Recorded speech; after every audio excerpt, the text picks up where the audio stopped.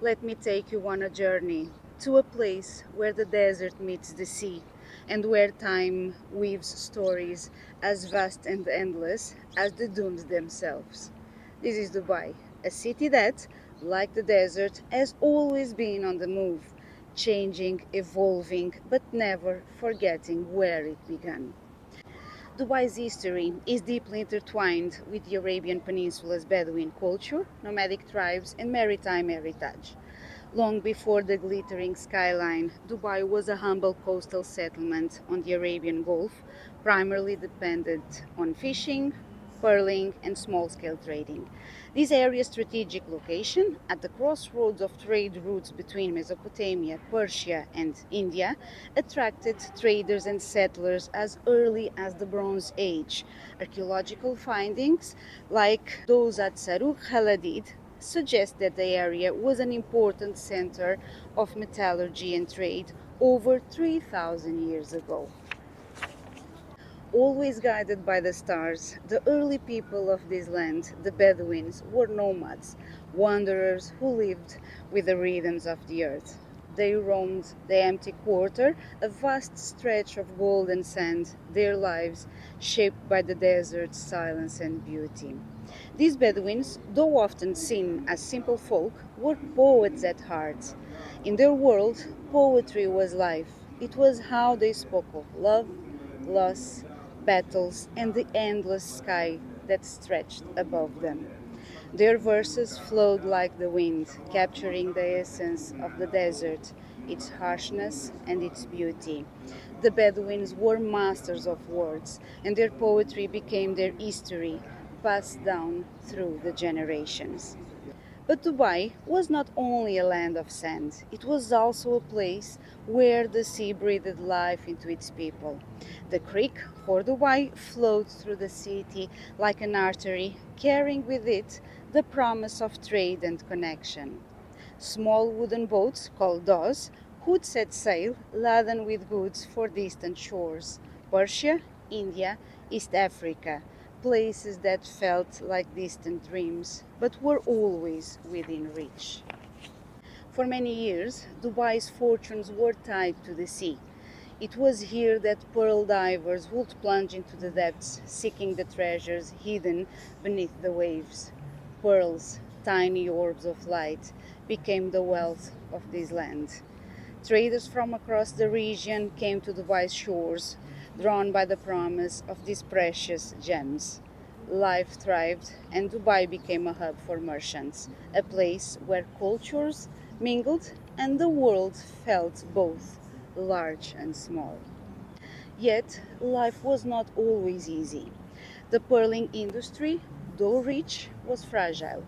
With the Great Depression of the 30s and the invention of cultured pearls, this once booming trade began to fade. But Dubai's spirit remained unshaken. It will take more than a downturn to dim the dreams of its people. Then, in 1966, the sands of time shifted, revealing a new treasure buried beneath the earth: oil.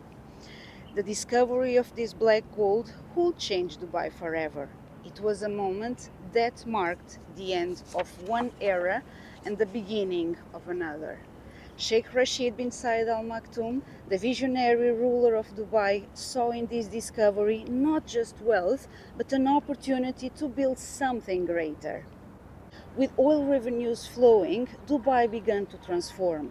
Ports were built, roads laid down, and the city expanded outward, reaching toward the future.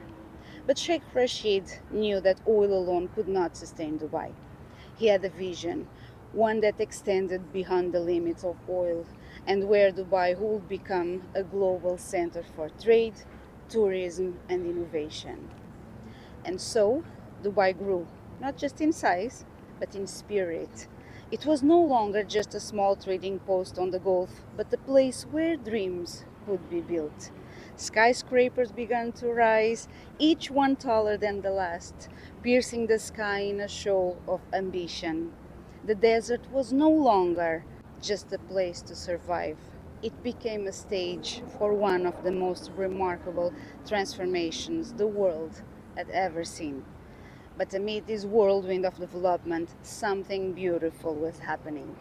Dubai was not just building a city, it was creating a cultural landscape. Art began to flourish, painting the city with stories and emotions that went beyond bricks and steel. The old traditions of the Bedouins, the poetry that had once been spoken around campfires, found new forms in paintings, sculptures, and architecture. Dubai became a canvas where the past and the future met. Artists like Abdul Qadir Al Rais and Hassan Sharif began to leave their mark, their works reflecting the delicate balance between the ancient and the modern. In places like Al Sirkal Avenue and the Dubai Design District, galleries and studios popped up offering a space for both Emirati and international artists to express their visions. The city itself became a living piece of art. And while the modern world moved swiftly, the poetry of the Bedouins remained. Nabati poetry, known as the poetry of the people, was still recited, its verses a connection to the past. Poets like Usha bin Khalifa al Suwaidi, known as Fatat al Arab, the girl of the Arabs, captured the emotions and struggles of her people, keeping the tradition alive. Her words, like the desert wind, carried the voices of those who came before her. As Dubai stands today, it is not just a city of the present, but a city of the future.